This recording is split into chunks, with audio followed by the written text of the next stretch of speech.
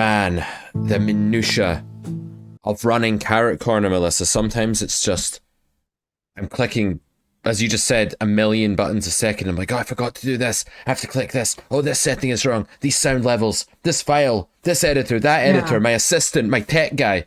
I'm like, man, I never thought running a business would be this fucking depleting. Yeah, yeah. Well, it is. Hopefully, I'm not on that list of like, fuck, I have to talk to her.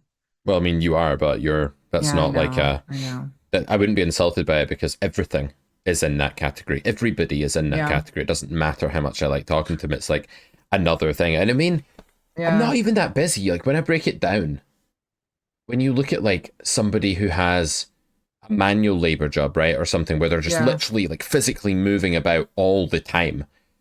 I'm yeah, not doing that. I'm sitting in this chair, but there's some kind of like mental energy that's burned by having to focus on the minutia, like having to focus on lots of different things and then switch between them and back again. And it's like yeah, mentally depleting in a way. Like it's weird.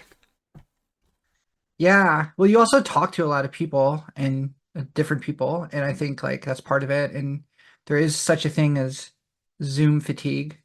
Mm. Yeah, we had some meetings today. Yeah, we'll just make this like a Yeah, basically Pete gets counseling from Melissa call due to my headspace. But no, you did actually have a really cool idea for a topic, a real I did. topic outside of my whinging. Yeah, Do you want to say a bit about that? yeah. I wanted to talk about safety in poker and the illusion of safety, number one, but also how, as players, we seek out safety sometimes consciously, oftentimes subconsciously, whether that be the safety of staying at a certain stake, the safety of avoiding tough spots, the safety of not playing, big pots or choosing lines that are lower variance versus lines that are higher variance, and how that pursuit of safety is can be really, I think, addicting in a bad way, and it's a bad habit. And I think that it ultimately holds you back. And I have a lot of examples of this from my own game, um, where I catch myself doing it. And I've been trying to make a conscious effort of moving in the opposite direction. And for as much as it sometimes hurts, not fearing variance, just bluntly, just not fearing it and leaning into it. And then when I'm encountering it and things swing poorly in the other direction, not beating myself up over it and not feeling like I made an error, assuming I didn't make an error, but not allowing myself to consider it a failure or some kind of problem that I have to fix, but rather look at it as an example of something I've learned and something I've endured and something I've survived that I can now move on from as a better player. Yeah, and you told the anecdote of like a game you were playing in, kind of breaking early, and people Right. who were winning, hit and running, and maybe this is a good place to start. It's like Yeah. the feeling of having the winning session, the fear of that becoming a losing session, wanting to book wins, all of that side of things. Because I Yeah. think it's so easy for your mood that day to be naturally wired up to your monetary win or loss for your session. So like if I'm playing a session, I'm not playing that well, but I'm just like getting dealt set after set and flush after flush, and I'm just stacking people and I win like 6 buy-ins online, let's say, it's easy for me to walk away just like, whistling to myself on cloud nine, like, oh yeah, that was great. Everything's fine. Because that's the sort of emotional state, right? That's the subconscious state. But what actually matters is how we played. And I guess the holy grail here is to move towards a place where whether we're up or down, our metric for success or failure is still how we're playing. And it's still like Hmm. there's a CV and it's objective to Right. me, it's independent of me. And if I can maximize that, then in the long term I will, as far as possible, guarantee the highest win rate that I can have. And we talked about this a bit last week. But so many people are knitting it up when they're up, leaving a Hmm. game when they're up, chasing losses when they're down. Like their play style is incredibly related to how they're doing, playing for really long sessions when they're down, putting in the majority of Yeah, their poker time while they're playing their D game because they're chasing right. losses. So maybe we can just start with that question of what is this fear of making ourselves vulnerable that we get? Like, what is it that we think is, what are we trying to keep ourselves safe from? What is this worst case scenario that we're envisioning in some subconscious deep layer when we quit a session because we're ahead or avoid a spot because we're up or chase losses went down? Like, what's it all about? Well, I think the big caveat before we get into this is that we're kind of removing people that have gambling addictions or gambling problems because I think that's separate. And I think this, what we're talking about is something like people that really aren't in that category. At least Mm, that's my I intention. want to push back. I want to say Okay. we're all in that category to some extent based on the Okay. human psyche and how it relates to games of luck and risk that have financial Okay. connotations. So I would say Okay. that, like, when you have a reg that plays for 6 hours, like this could be someone I've coached. I've coached loads of guys like this, right? That they played for Yeah. 6 hours when they were struggling, when they were down, and when they were winning, they just played for 1 hour and then quit. And it's like a pattern that happened all week. And then they talk to me the next week, and I'm like, okay, yeah, you don't have like the full blown gambling addiction where you're moving up in stakes and busting your bankroll and clicking the blackjack button or the roulette button on the table, but to some extent your behavior is extremely like similar to the pattern of someone who had a gambling problem. So what if I even throw a spanner in the works at this early part of Okay. the journey and say one potential thesis is that all of our behavior that's related to risk aversion, Right. taking less risk and not wanting to make ourselves vulnerable is in some sense to do with a gambling problem, in that we have an unhealthy relationship to gambling compared with the optimal relationship that a poker player would have to risk. And that might be a little bit of the way along the spectrum, or maybe all of the way Mm-hmm. along the spectrum, Mm-hmm. but I want to like put the idea out there that it might be the very same spectrum. Well, I think nobody wants to lose. I think that's natural. No one wants to walk away a loser from anything that they do. And especially don't want to walk away from a situation that you've put hours of your time into that day and devoted a lot of mental energy to and feel like a loser or feel like this has been a waste of my time, both financially and then also just time out of my life. I could have spent that time doing other things that would have given me more benefit.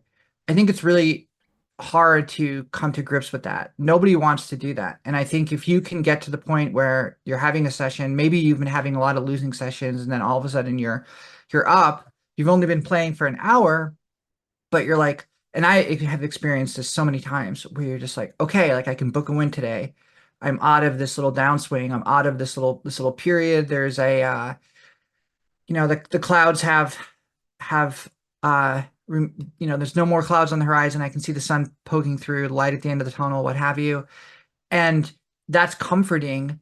And it gives you a sense of narrative that is like, okay, I'm moving past this tough period in my life. Just like if you were doing anything else in your life and going through a tough period and all of a sudden you start to see some good things happen to you, you're naturally going to feel better about it. But those are the points I think where you really have to force yourself to think, well, what does it mean for these clouds to part? And are they really parting, or maybe they're just getting darker? And my theory is that we do all of these things that make it worse for us when it happens again. So we train ourselves to feel like, okay, I need to have the clouds part. I sense the clouds are parting. I'm up a little bit. I'm out. That's an example of like training your brain, training your spirit, if you will, to need that kind of solution and to recognize that as a solution and to kind of take it. It's almost like indulging a part of our worst instincts, as opposed to saying, no, I can have another losing session. That's fine. I can have another losing session. It doesn't mean that I'm playing poorly unless I am truly playing poorly. Mm-hmm. I am not afraid of the variance. I'm not afraid of the swings. I can handle all of these things.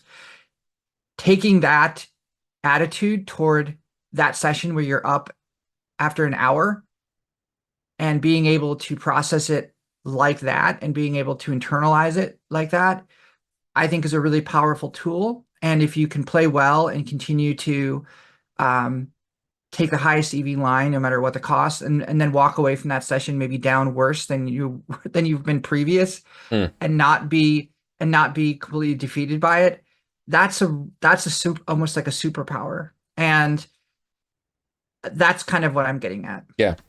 It seems to me like what we're talking about here is a trade-off between long-term hardened resilience and Right. short-term convenient Right. emotivism, self-protection.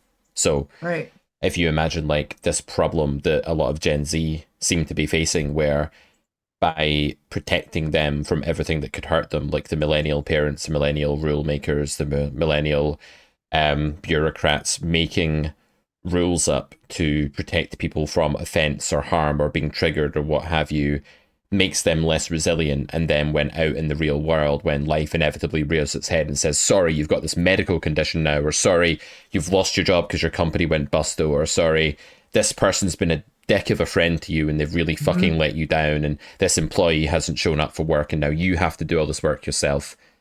When all that goes wrong, it's like, well, you based your whole life on, I deserve to be protected, I shouldn't need to put myself through this, Hmm. everything's okay for me, and now you don't know how to handle it when the shit hits the fan, which it inevitably will. And this is so analogous to poker as well. And poker is like even more guaranteed to be shitty to you than life is. Like Oh life yeah. Oh life will yeah. be shitty to Yeah. you at some point, like it's inevitable, but you might go on a really big upswing at life where like nothing bad happens to you for a few years and like everything is mostly all good. But with poker, it's like you won't last a few years. Like you'll be lucky if you go through a few weeks without terrible shitty things happening to you. So it's like Yeah. this even more guaranteed to suffer realm than life. Yeah. And therefore, it's even more important to embrace adversity.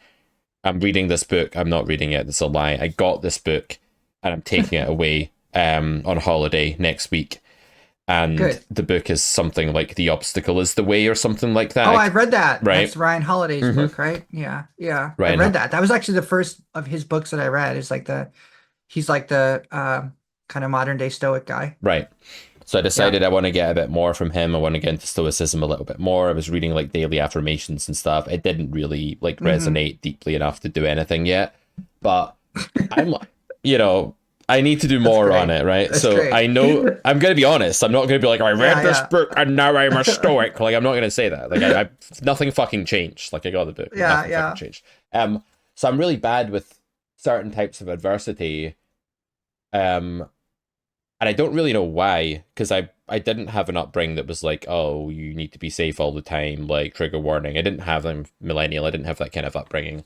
But there's certain types of adversity that I find really difficult to handle, where my reaction is like, see, if someone lets me down, for example, I'm like relying on someone for something and they let me down. I feel this like deep betrayal, right? That like comes from my childhood. It comes from like adverse childhood experiences and stuff, no doubt. But like doesn't mean I can do anything about it, right? It's still programmed in. So I think it's the same for poker players, where like there's this programmed in inability to deal with adversity.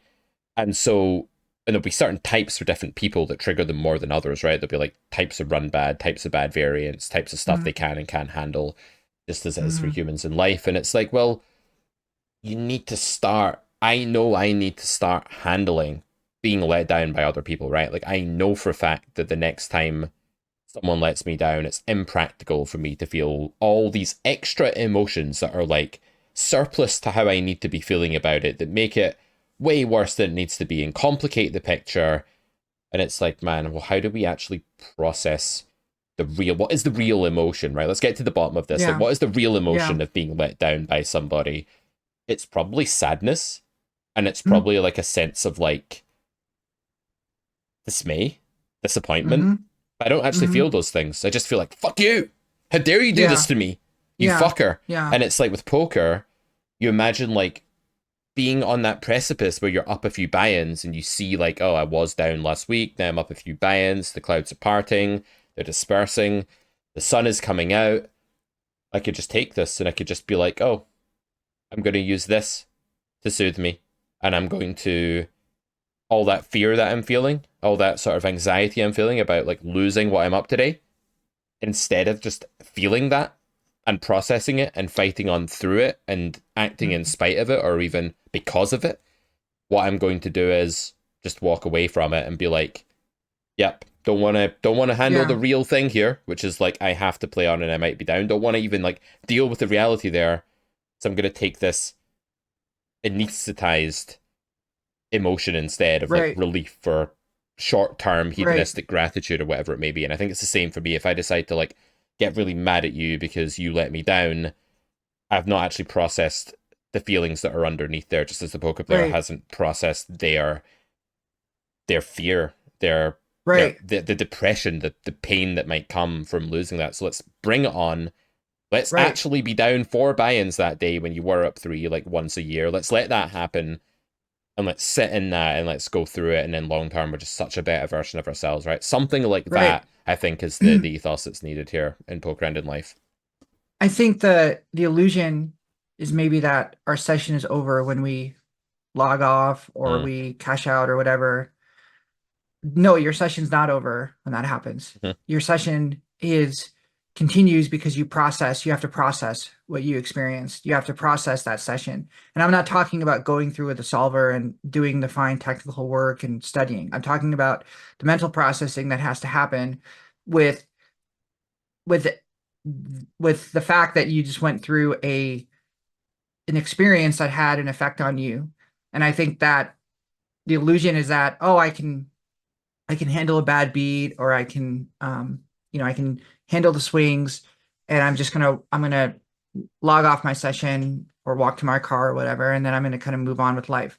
Well, no, it's gonna have an effect on you and you can't deny that. And so give yourself that time to process it. And I think a lot for me personally, what makes me not want to turn that winning session into a losing session is because I don't want to have to do the work mhm, mentally mhm. when I leave Yep, to process that. yep, Because I know it's going to hurt and it's going to be tough and I'm going to have to really like my drive home from is going to be, 10, 15 minutes of like me having to take deep breaths, having to focus, having to calm myself, mhm, having to not allow myself to spiral into like, oh, what if this keeps going? And what happens if my bankroll gets depleted and da da da and all these like terrible what ifs, like worst case scenario that this kind of like spiral of chaos that is um something I've had with me all my life and that poker can definitely trigger. mhm, I don't want to have to encounter that because it's work. It's yep, work to have to do that. Sometimes it takes me 24 hours. Sometimes it takes me 48 hours to process a session. And processing it is not it's not easy and it's a lift. Now, when I have a winning session and I go home and I'm feeling good, I don't have to do that work. It's just not there. I'm not feeling it. I don't have that lift. um, I still will go home and do my my post session study as necessary, but I'm not going to have to do that emotional heavy lifting. I'm not going to have to convince myself or go through that whole process of stabilizing. So it's like that is what I'm really avoiding, mhm, I think, and maybe a lot of players are like that, where you don't want to have to do that. But I think if you think of it as, if you just reframe it as my session's not over just because I'm no longer playing. This session has to be processed, it has to be internalized, and it has to be kind of used as fuel for the for a, the momentum that I'm going to carry with me into mhm, the next session. I'm gonna turn it from a weight into like a weight around my shoulders into momentum that's going to propel me and help me. And I think that's the kind of tough work that has to be done that I think life requires. As anyone knows, when you get bad news, like the worst thing to do as soon as you get bad news is to kind of react mhm, or to, maybe make a big decision like, oh, I just got like I went through a terrible situation. I had death in the family or something, and now I'm going to go buy a house. It's like probably not the greatest idea, right? Like yep, you're probably not thinking clearly at that time. So what do? You have to process it. You have to allow yourself time psychologically to absorb it and to get used to that, to get accustomed to that. We had an episode, when was it? I think it was last season, where we went through kind of the mourning process mhm, that one has to go through, the three steps that one has to go through after losing a big pot in session, and how we have to allow ourselves to feel that sense of loss. I had all these chips and right, now no longer have them. That's real. Those are real emotions. And rather than flee or try and avoid those emotions. I think if we encounter them and deal with them and train ourselves to get used to that, that's really that's the skill Yeah, that's necessary. yeah. Because avoidance breeds anxiety, and Right. there's a lens through which anxiety is seen as the lack of the real emotion that should be there. So when Mm-hmm. we avoid Mm-hmm. things over and over again, we feel more I and like more that. anxious around Yeah. them, right? So I've even heard stories of people who felt lots of joy when they did the right, like they got into meditation, perhaps they got more in touch with the emotions that were actually there. They sort of opened themselves up to the full spectra of emotion, much of which they'd been filtering out accidentally. They've been thinking it's not safe for me to feel joy because if I feel joy, I get brought back down to earth with an almighty Mm, crash, or people around me become envious and bitter and start being mean to me, or whatever the reason is. My parents were never joyful, so it's not safe for me to be joyful in that household, whatever it may be. And then as soon as they stop being anxious, as soon as they like get the anxiety under control and like open themselves up to whatever is actually there, they're suddenly full of joy. You're anxious because you're not allowing yourself to feel joy, or you're anxious because you're not willing to feel fear or disappointment or whatever it may be. Or even anger. Some people are like, I'm not an angry person, but inside they're like secretly just seething at some very low temperature beneath the surface, but mm, eternally so. So that's one thing that I think is going on there. That when you finish your session and it's been a terrible session, and there's the danger of going into that spiraling where things feel out of control, that's extreme anxiety. That's what you're mm, describing there, I think. mm, And mm. the question is, what is that trying to protect you from? Like, what would be the equivalent of this, right? So I heard this on a podcast the other day. There's a clip somewhere of like, is it a gazelle, like the little deer type things in the savannah? This is Mm. probably awful zoology here. I don't know where gazelles live, but there's a lion chasing the gazelle. Almost gets it in its mouth at one point, but it like escapes again. It doesn't. The lion runs out of energy, and the gazelle escapes. And it's like by this tree, and its reaction is just to shake for like a solid 10 minutes of like Mm. shaking, just like, oh my god, like that was so fucking stressful. I nearly died. I was in the jaws of the beast, literally shaking. And then it gets up and walks off, and it's like, da da da da da, eat some grass, right? So it's like you driving back That's from the amazing. casino. That's amazing. Yeah. What would your shaking for 10 minutes actually be? Because I bet you that Hmm. spiraling anxiety that goes on for 24 hours, right? That might be better than not processing the thing at all. But the fact that that's currently the way you're processing that losing session signals to me that there's good reason for you to want to like walk out of there when you see the clouds parting, because actually you don't Yeah. have a very good, maybe it's better than it used to be, but I don't think you have Yeah. the Yeah. right processing mechanism for that for buy Yeah. and loss. So it's like, Yeah. what emotions would we be feeling if we were able to like remove the 24-hour anxiety cycle and we're able to do the gazelle shaking under the tree? Like, what emotion is that for you when you're in your car and maybe you don't even need to start driving yet? Maybe you do it in the parking lot of the casino. I don't know. What is it? What is it? I'm not sure I understand the question. So like what could I do differently or what would I do What is differently? the real emotion that would be a more Oh, efficient that I'm processing of what just oh, happened oh, to you? absolutely. Yeah. The real emotion, I think what that is covering up is a fear of failure, Mm-hmm, which is the root of a lot of anxiety for me is fear of failure. mm-hmm, Fear of well, I think it's fear of failure, but it's also fear of not being able to play at the current stakes I play at mm-hmm. anymore, not being able to have this kind of flexibility I do, to kind of, play as much as I do and at the various stakes that I do and take the kind of shots that I've been taking lately. Yeah. That's really it. And I think a lot of it is like I love playing so much that I don't want to have to be in a position where I can't do it anymore. Mm-hmm, And I also love the progress I've made. Probably maybe a little bit too much. I'm probably maybe a little bit too much in love with my own progress. And I feel like the work I put into it off the table has translated into real tangible results in right. a way that's been fairly consistent over the long term. And so that to me feels like an accomplishment. It's like I've made some pretty big strides up the side of the mountain. I don't want to get hit by an avalanche and then have to be at the base of the mountain and start hiking up again. Yeah. So that's really what it comes down to. It comes down um, Yeah. to all those things, and also just an inner impatience that I have that I've always had. I'm impatient with any kind of stalling at any kind of stage where I feel like I have forward momentum. Hmm. So when you get that 4 buy-in losing day, it's quite a lot of money to lose in one day, right? Like it's going to trigger some sort of reaction. Even if Sure. you're an accustomed Yeah. poker player, you're still not going to Yep. like losing a Yep. 4K in a 5-10 game or something like that.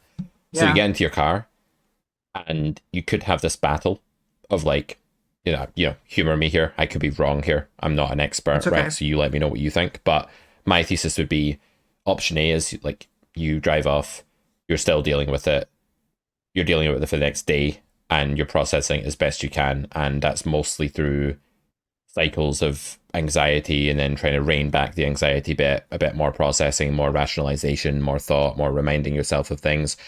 That process you described of turning it into fuel, right? But it takes a while, right? You say it takes a day, Mhm. 2 days. Yeah, I think that's kind of normal for Mhm. most people. I Mhm. wonder if there is a more direct emotion that we could do the shaking under the tree and process a bit faster. That's not to say that we'd do no rationalizing, that we wouldn't do any like sort of mental kneading of the dough overnight or whatever. Like we would do some of that. But like, what does it feel like to get knocked a bit down the mountain? Because that's what's happened, right? If the mountain is like Mhm. your Mhm. bankroll, then we can say it's just variance and blah blah blah, and actually that's an illusion that isn't like your progress being undone. But if that happened 10 times in a row, that would be a big dent in your roll, and it would Mhm. cause you to play lower stakes, and that could happen, right? So Mhm. like there is Mhm. some reality here. Your emotional brain's not being totally irrational No, when it no. reacts to that. I think it's so.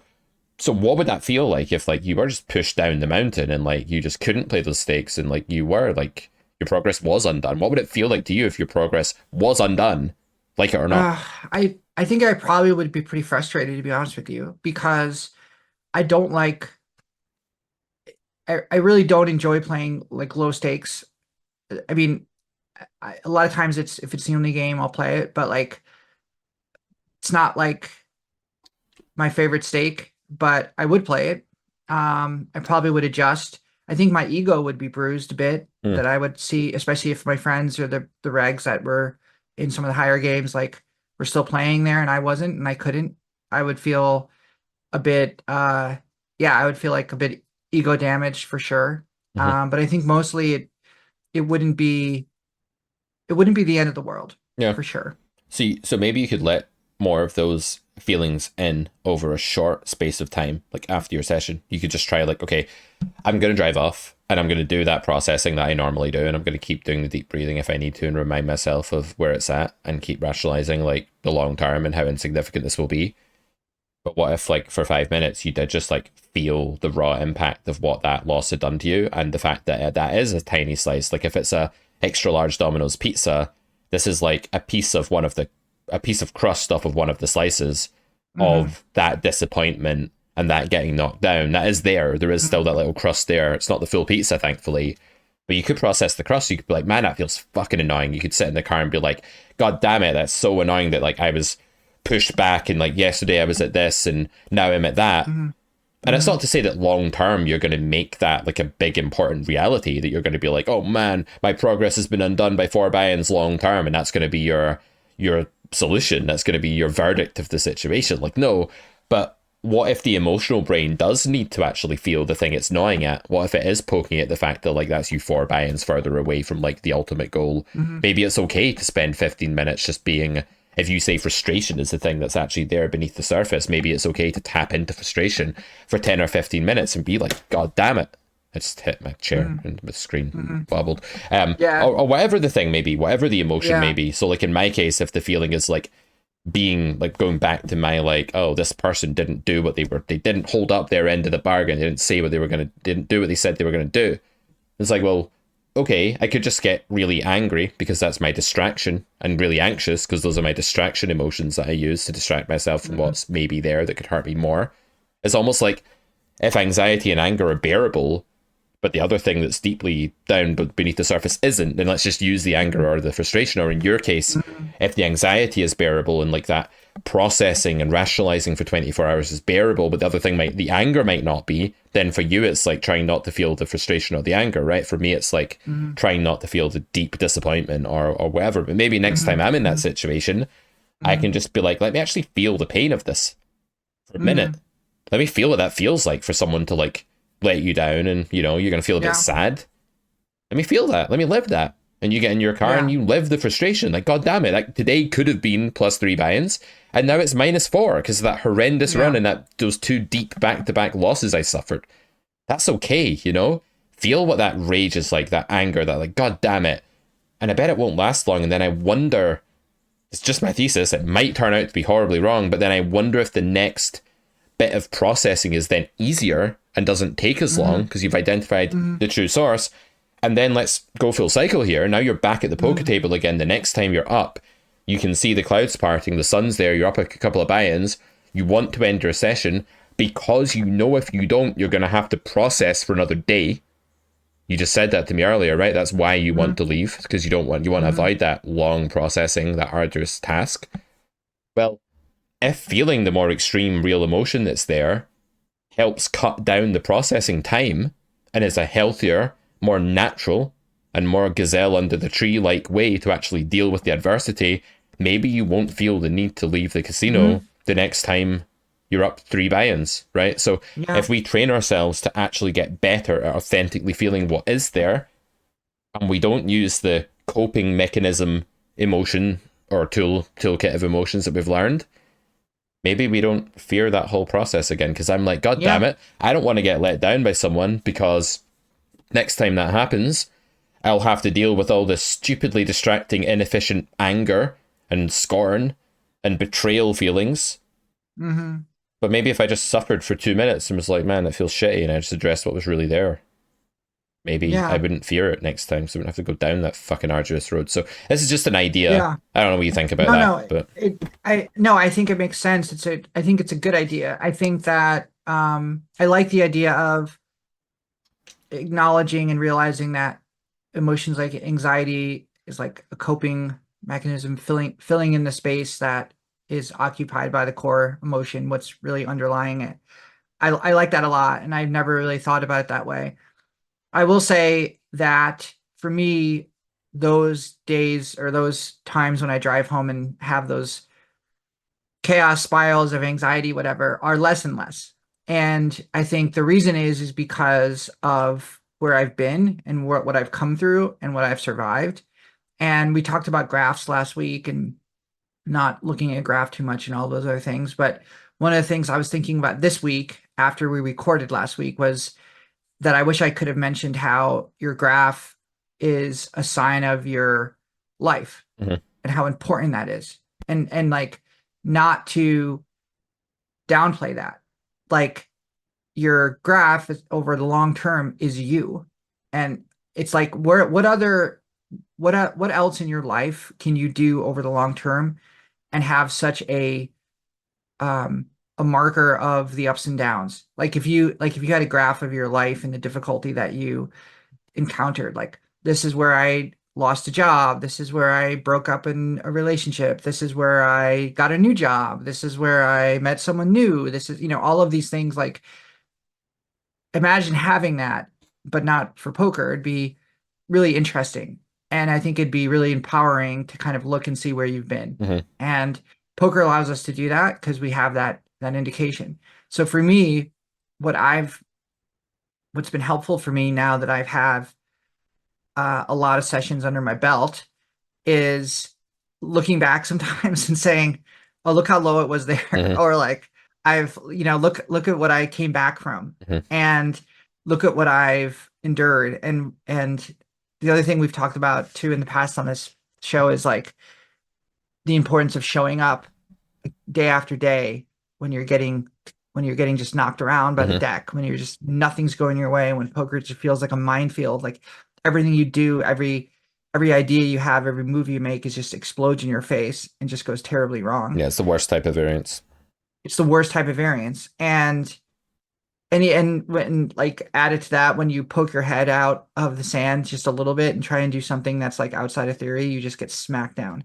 Um, the but I think going through that and then looking back at that is like they're like battle scars in a Mhm. way. They're like a sign of resilience, a sign of that, like your own history convincing you that you can survive this. Like if we could look back in our own genealogy or something, like I was having this conversation with a friend of mine the other day about like our family trees and like learning about what your ancestors did and what they didn't do and what they survived and maybe what kind of trouble they got into or they escaped from is kind of amazing. And to think that you have that, you carry a piece of that is also amazing. And to think of all the people that have, lived on the earth and that you have this line going all the way back to wherever is kind of amazing. And you can use that and you should use that. And I feel like in poker with this, with the idea of like, oh, this is our graph for the last 2 years or whatever, that's your lineage. That's where you came from. That's your progress. That's you. That's your poker career. That's who you are. And that's helped me because a lot of times even when if I've had like a terrible session, I'm like, I've been here before, survived, I'll survive this. Mhm. Yep. So if you always avoid the problem, you never get any better at dealing with it. In fact, you become worse and worse at dealing with it because your brain learns that you don't need to deal with it because you've got a Mm-hmm. bypass route available to you to take. Mm-hmm. So Mm-hmm. that's why it's so important to embrace all of the forms of adversity that are potentially inevitable. And by potentially, I Mm-hmm. mean like there's a fair chance that they will happen to you. So Yeah. to say like you need to become really good at dealing with like terminal illness diagnosis, like that to me is like, well, if that happens, I'm going to die anyway. How good I am at dealing with that isn't like, hopefully won't be relevant for like quite some time. Maybe that's not something that my quality of life depends on. But my EV as a human does depend on how well I can deal with a setback in business, for Mm-hmm. example. Mm-hmm. Right? It's like my lineage now as the business guy. A lot of it is to do with like, oh well, if that goes wrong, are you going to be able to look at that thing and face up to that thing and like see it as the obstacle that is like, what was that book called again? The way is the obstacle or something? Yeah, No, the so obstacle the is the obstacle is way. the way. Yeah, Yeah. so that's actually your path. That is Mm-hmm. your path. It's just a different bit of terrain you need to go through now. It's like if you're running like a Tough Mudder or like a long race or something, that swamp, that wall, that water, that rope swing, whatever, that is par for the course. That is the course. Mm-hmm. So Mm-hmm. maybe the analogy here is that poker as a career and any endeavor really is about running down that course and seeing the things that come up as part of it. Poker is an obstacle course. It's not just this plain sailing, and every time something comes up, you just change the sails and you go a Right. different way. That doesn't work. Right. And it makes you weak and frail and mentally incompetent. And then you handle all Right. of your problems through aversion and hedonism and short term gratification and running away. And yeah, like stay in that game and just be prepared to maximize EV for a whole day, because only that way will you get the highest EV days and the highest winning days of your life. And only that way will you be able to handle the lowest ones and the biggest losing Right. days of your life. Right. I saw a tweet or I guess a post now on X saying poker players are either like really happy and in a good mood or just totally depressed and bummed out all the Mm-hmm. time. Like so there's just these extremes. And I think there's some truth to that. And I know a lot of players that I play with that this is true for, that this describes them. I was probably one of them for a while where um your emotions are so directly tied to how you're doing at that moment or in that session or at that time that you're just dictated by it. It's like, you're just getting like a weather vane, you're just getting like rocked back and forth. You have no inner core to yourself. You have no sense of like, you have nothing solid that grounds your emotions in something that's consistent. Mm-hmm. Um, One way that I think you see this a lot in live play is the phrase like chirping chips, where someone's up and they just start talking. They're Mm-hmm. just like, like, oh, yeah, how are you doing today? Da, da, da. And like, just it becomes this, they just won't shut up. And they also have conveniently, they have a big stack Mm-hmm. of chips in front of them. It's like, oh, how ironic is that? And then there's those players that, are chirping when they have no chips at all in front of them, or they are always chirping, or their mood's kind of always the same. Those are the players that I look out for Mm-hmm. because they're the dangerous ones, Yep. and they're few and far between. But the players, even if it's like a total fish and they're like winning, and you're just like, God, how is this person winning so much? Well, I used to get really tilted by that, and like I just do not care anymore at all. And the the funny part about it is that they're also chirping a lot when they're up, and when they're down, they're just dead silent, and or they have their headphones on or whatever. Yep. And no matter what's happening, no matter how they're playing, that tells me so much. It just tells me so much about how they mentally can handle poker and where they're at in their kind of way of processing the game. Or people that win a huge pot and then tighten up, Hmm. lock down their chips. Um, this happened the other night to me where it was like so obvious that there was like three or four regs in this game that were all up a significant amount. There was a kind of really splashy whale that had come and sit in the game, and he ended up paying off a bunch of people and these huge pots. And then he went bust and was like, "All right, thanks a lot. See you later. Just thanks for the fun," and left. And like three or four of these guys were just sitting on these huge stacks, and they all ended up leaving, and the game broke. And a couple of the people that were staying, me being one of them, that were down, were like, "Oh God, like how like what a terrible thing. How could they have left? Blah blah blah, hit and run, this and that." And I just thought it was so interesting because it was so revealing of so many things. And I don't I didn't really care. Don't ever really care when people do that. It's part of the game. And to me, it just tells me so much more about them than anything else ever would. Hmm. Yeah, because they're the sort of people who are never going to overcome, or maybe they will one day, but they're nowhere near overcoming that inner frailty that makes them the leaf in the wind. That's basically like, Right. all I can see is how I'm going to feel tonight. That's the only thing I care about. Right. And because I've taken that path of like prioritizing the emotion I feel in this moment over like the objective reality of the world, I've got that inner focus. I'm just never going to be able to keep running the obstacle course when things get tough. And you know that those people don't really have much of a future available to them in poker. So I think it makes sense that you don't care so much when that happens. I've never really cared about like hit and run so much either, but I guess I've never Yeah. really played like live cash in that context. Yeah, I had I mean, it a sucks. It sucks when the game breaks early, that's for for sure. And sure. you're stuck. It's not any fun. Anyways, I'm sorry. What were you gonna say? Yeah, I had another point that went back to what were you talking about just before you were talking about the hit and run? Yeah, the people that are like chirping when they're in like a really good Yeah, mood yeah, and yeah, stuff like that. yeah, yeah. Yeah, so that is like so natural to fall into that trap. I think that's a kind of trap as well because it's like I'm gonna let. I mean, there's nothing wrong with enjoying winning, and there's losing is gonna bring down your mood to some extent. But it's like the only way, as far as I'm concerned, that you can overcome that is to posit something as a higher order virtue than the winning or losing. So imagine you have like these tiers of good. So like you have some philosophers have like had this idea before as well. I think was it Plato, but I don't remember exactly. But it's like layers of good. So you have like the Hmm. the beauty in like the short term of like drinking a nice glass of wine or doing Hmm. something pleasurable. Being in a winning poker session would be one instantiation of that short term lower order beauty.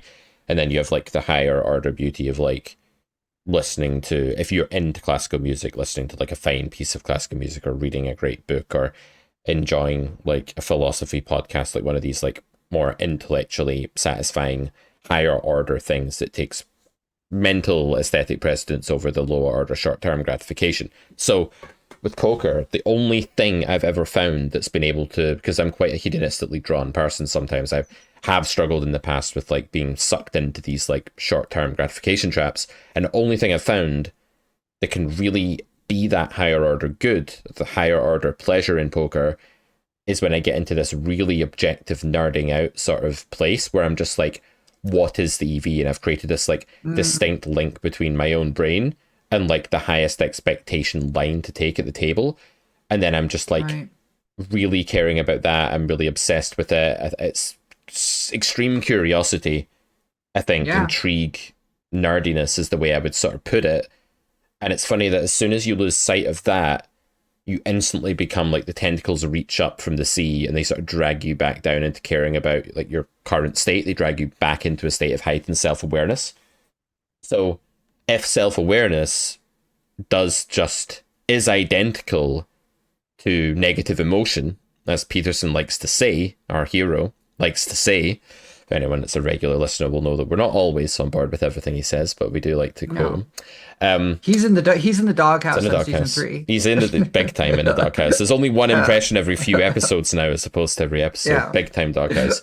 But as soon as you lose your grasp of that higher order pleasure, in my mind, you get dragged down into your own body, and the only way you can really enjoy like really short-term hedonistic states is if you have some form of like self-awareness that's heightened, or you're like ultra connected to yourself in some way.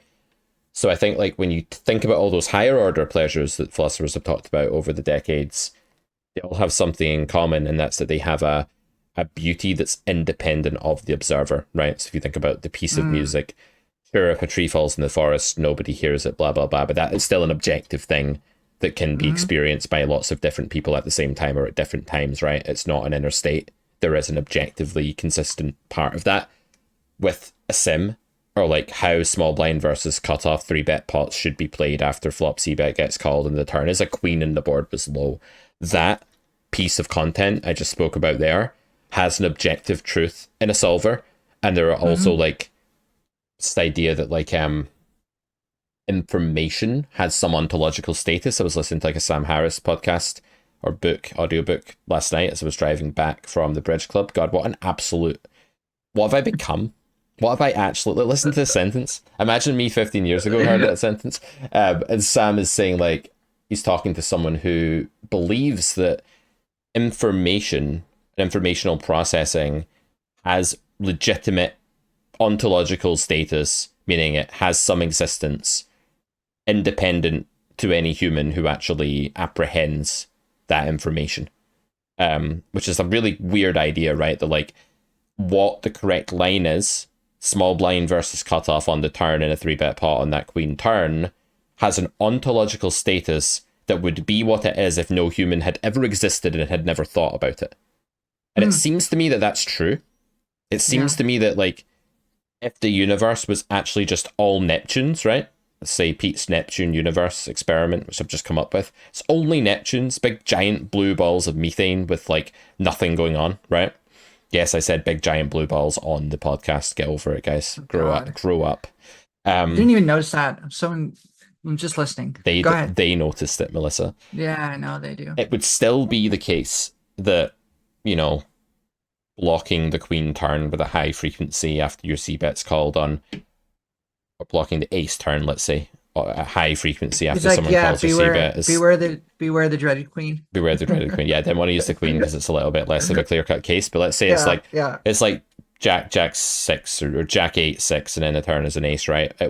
Like the fact that block is a sensible sizing to use with like a good bit of your range there as the out of position player is true in the Neptune only universe. Even though there's never going to be a poker game and there's never going to be a solver, it's still true.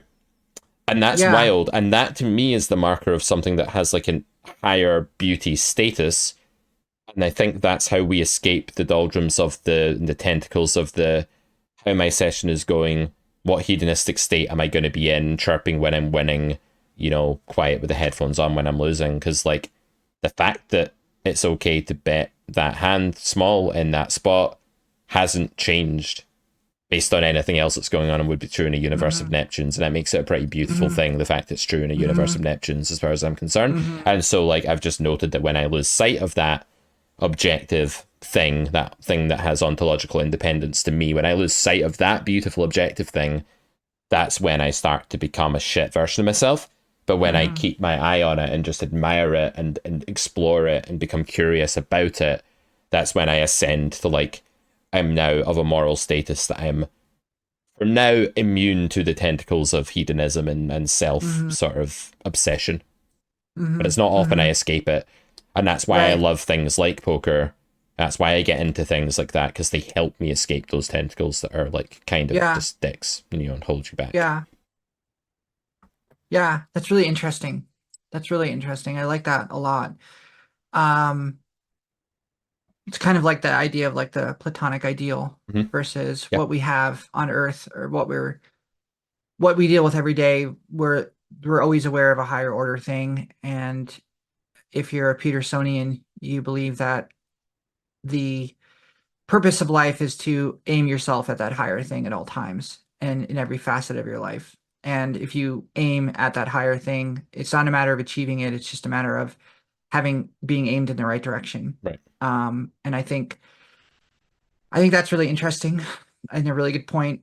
The very fact that we And I want to, can't achieve yeah, it ensures our independence from it and right, ensures right. objectivity, right? Because we'll And never be of that course, thing. if right, and if we could achieve it, it would become meaningless. It would become the mountaintop that we have conquered, and therefore it becomes Or a point of, yeah, we would grab it down from its pedestal into the and it would sea no of longer self, and be, it would no yeah, longer be an yeah, ideal anymore. yeah, Yeah. right, right, right, right, exactly. Um, yeah, that's an interesting point. Maybe we can riff on that a little bit more next week Hmm. or when next time. I know you're gonna be gone next week, but Hmm. our next podcast, because I think that's a really interesting idea. And um, Yeah. The yeah, Platonism so of poker the concepts. plane is a poker, yeah, and also kind of I don't know how that relates to what Kant said about about the same concept and and even maybe Hegel. So we Hmm. can talk about all of that. But I Yeah. think that'd be really interesting.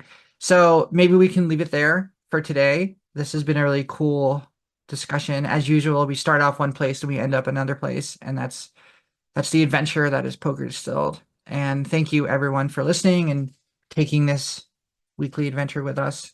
Um, anything else, Pete, If you're before looking we for leave? another adventure, my friend and colleague James Shea is running another one of his famous Fortress Nice. seminar clusters, the 15th of September to the, no, 25th of September, sorry, to the 30th of October this year, and 6 weeks of seminars about how to solidify your game from the inside out, how to learn defense ranges, how to defend yourself properly against aggression so that you're not overfolding in many, many common spots in the ways that cause most of his students to bleed money before he fixes them. So he's taking that, to you at a more affordable price, $4.99 for the 6 weeks plus constant support in the Discord group and the community of the Fortress. So check out carrotcorner.com/the Fortress if you're interested. And yeah, I think you said it all. We'll be back next James week. James also has that series of beating 50 and L, right? On the subscriber service. That's right. So in the Carrot Corner Yeah. subscription service, he has that, and he has another thing called the Intermediate Blueprint that's coming out soon as well, which is like a bunch of concepts that once you get to intermediate level, you really, really need to know in order to not get stuck at intermediate level, basically. So yeah, James is a Awesome. really good friend of mine and definitely an awesome poker player, and yeah, he's starting to make more and more content for us now too, which is cool. All right, guys, we'll leave it there. Do rate us on Spotify. Do leave us a comment on YouTube, and we'll see you next week on never ending journey that is Poker Distilled. Bye for now. Bye.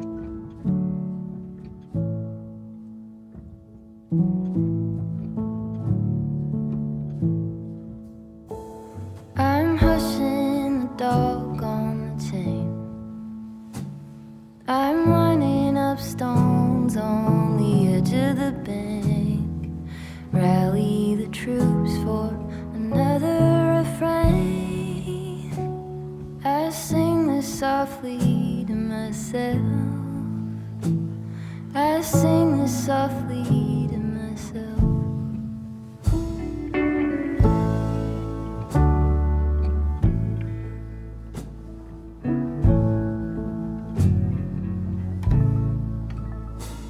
I'm buried beneath the sand. There's no way to speak or reach out my hand. Watching the paper slowly unfold.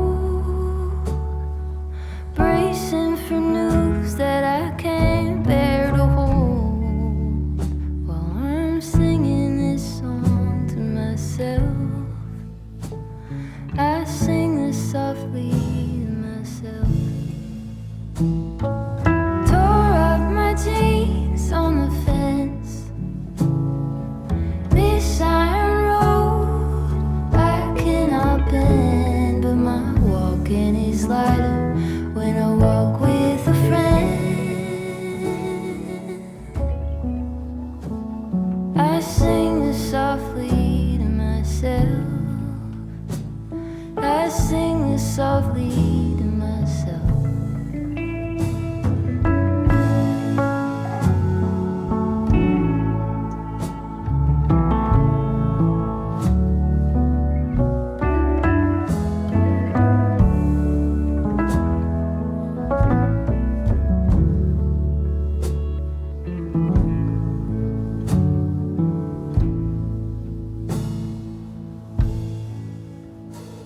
I'm waking up early